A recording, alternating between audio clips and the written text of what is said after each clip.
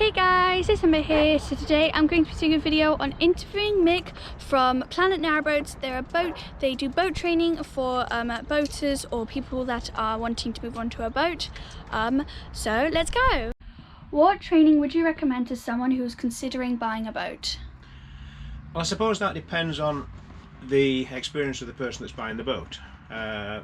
I've come across people who have never really been on narrowboats before and have decided suddenly they want to change their lifestyle and go and live on a narrowboat because they think it's a nice way to live, it's a relaxed way to live. But of course, unless you can handle the boat correctly, unless you can be happy with what you're doing with the narrow restrictions that you have on a narrowboat, then maybe it's not for you. So in terms of your question, I think people should experience time on a narrowboat, either on an experience day like something we offer, or just going on a narrowboat holiday, hire it for a week. Ours is much cheaper, of course. You can get a day for a couple of £100, whereas if you hire a boat, it's going to cost you anything up to £1,500, £1,700 for the week. If you don't like it, which I've seen, then you've got money wasted, big money wasted. Whereas this is just one day. If you don't like it, you can pack up halfway through the day and say, no, it's not for me. What training would you offer? Again, varies widely with the people that you're training. I've got a couple on this within the next month. One is a very typical example where a couple have been narrowboating for some time. The lady has always done the lock work. The man has always done the driving. Eventually they've decided maybe we ought to move around a bit. Maybe the lady ought to do a bit more work on the driving and I can do the heavier work. The man can do the heavier work on the locks. This is very much what Sue and I do, my wife. When the locks are heavy, I'll do the locks. When she's happy walking and doing the dog walking and doing the locks and everybody's happy, then you know, I'll quite happy to do the driving. It's a matter of sharing the workload sensibly between the people who are on the boat. My training is very much based around each person being able to do any of the tasks. And if you can do that, then you have no problem in swapping jobs at any point in the cruise. What do you think is the most difficult thing about driving a narrowboat? I would say being aware of what might happen, having some sort of thought about what's round the corner, about what's going to happen from an entrance into the canal, maybe a marina and someone coming out around the corner, to take actions that will make life simpler for you in the future.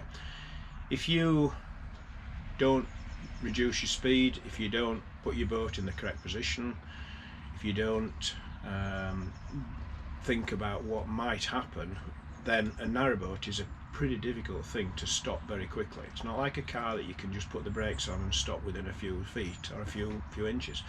With a narrowboat, even from 1 mile an hour, it may take you 10 feet to stop exactly. And so I think the thing you need is some sort of vision of what's going to happen, and if you can develop that by various techniques, then I think you make life easy for yourself. Tell me about your book called Narrating Solo or with a Crew. Right. I found in the early stages that I was having to move the boat around quite often by myself, and so solo work became important to me, and it seemed necessary to develop methods that worked just as well with solo activity as when you had a crew. If you develop methods that work exactly the same whether there are people on board or whether you are solo, then you have nothing to change when you go over to the different regime. If, for example, you're mooring method is that you have to have someone getting off the front of the boat and holding the bow line, then how do you do that if you're doing it solo? It's impossible. So I think the title really explains what I'm trying to do. Narrowboating solo with a crew. The whole idea is you develop a method which works with a crew when you've got the additional help and means of getting over any activity. But if you do it solo, then you can exactly follow the same method, only you do it a little bit slower. What area do you cover? My wife Sue and I live on the boat throughout the year, so we continuously cruise and we go to any area in the country. However, most of the training has been in the Burton-on-Trent area. And the reason for that is the locks there are very well maintained.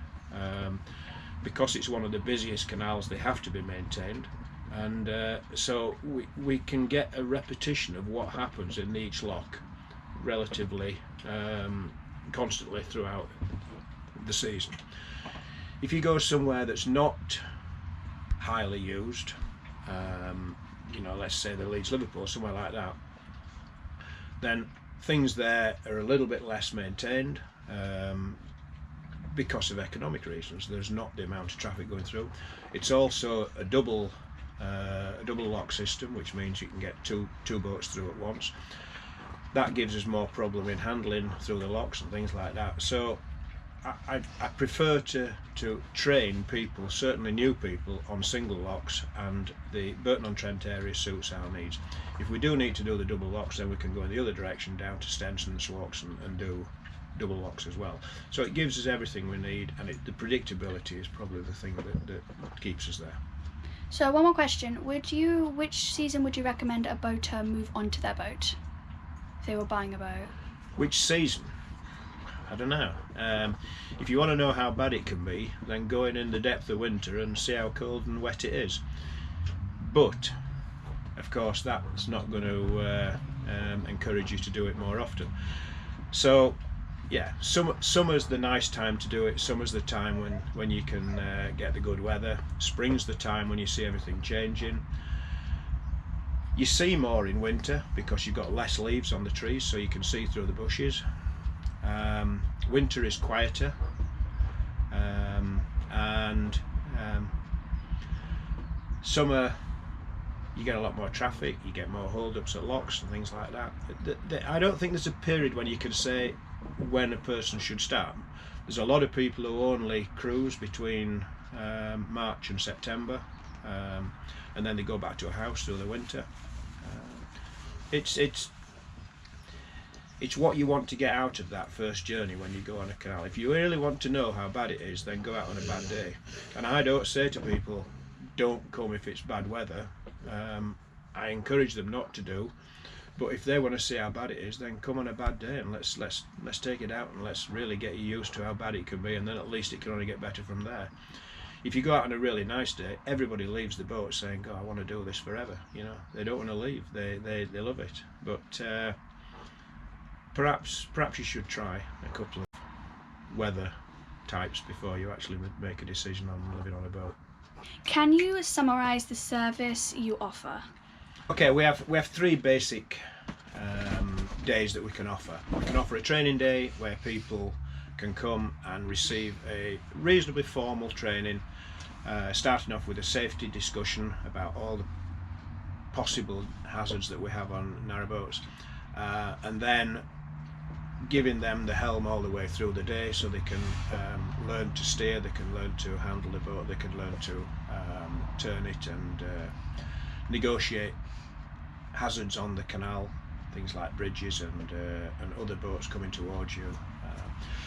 At an earlier stage, we can offer a experience day where people come who have perhaps never been on a narrowboat before, they just want to experience it. Maybe someone's given a present to someone, a birthday present or a Christmas present, something like that. They can come and they can have a day.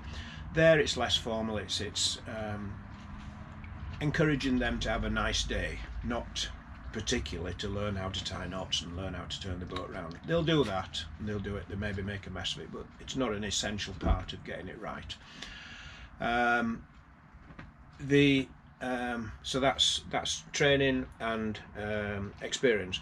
And then we have a specialised thing where we teach people to handle the boat on a solo basis.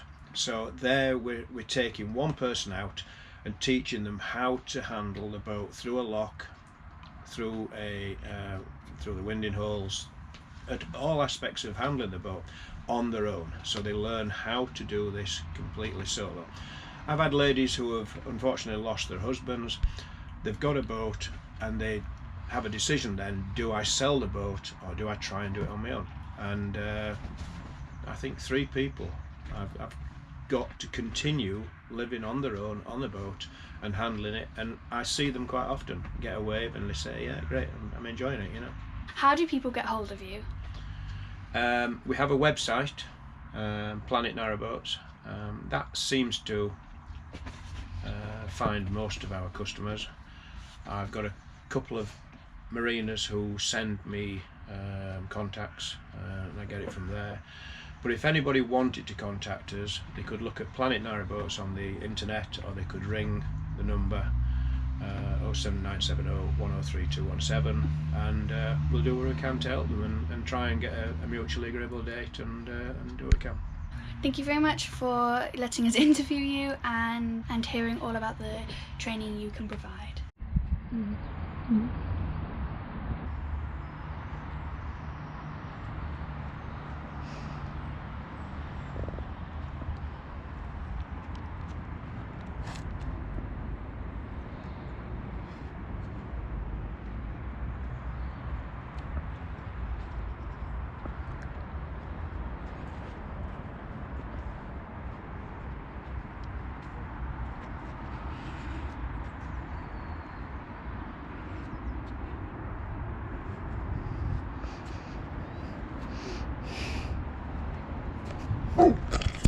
Hey, so I hope you liked this video and I hope you liked learning more about narrowboat training, and I hope you liked it. And I'll link Mick's website down below so you can go and check his website out and check all his things out. So yeah, I hope you liked this video. Don't forget to give it a like, subscribe and hit the notification bell so you can get notified every time I do a video, and comment down below what you would like to see next. And yeah, see you later, bye.